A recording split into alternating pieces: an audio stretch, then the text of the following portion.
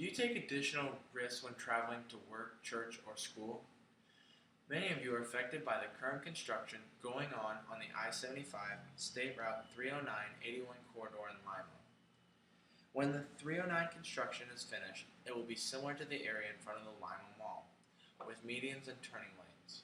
I think this will be a big improvement, but I think it fails to address the bigger problem for drivers on the east side of Lima.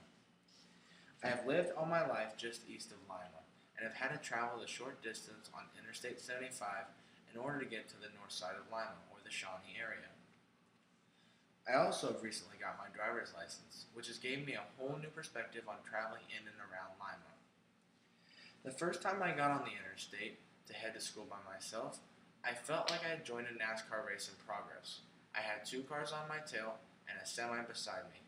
By the time I drove 2 miles to the next exit, I was happy to get off and relax. Even when the current construction is finished, it still forces drivers to choose to use the interstate unless they have an additional 10 minutes to weave their way through the city streets with numerous stop signs and or stoplights. I wonder why Lima does not have a resident area or street designed to help people travel on the east side similar to East Town on the west side. I was recently in Finley, and I noticed that even though they have 4 exits off the interstate, they had parallel roads that ran along the interstate, allowing motorists to move across Finley without having to get on the interstate unless they had chosen to. I believe this is a safer way to use the interstate by allowing cars that are traveling through the area to not have as many cars to compete with that are jumping on and off for a short time. How do we fix this problem?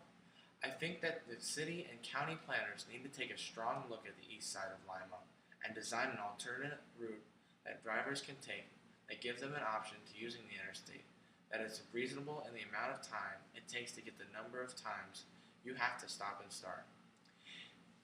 It is convenient to rely on the current interstate, but I think we need to be honest with ourselves and ask us if this is really the best option for our local drivers.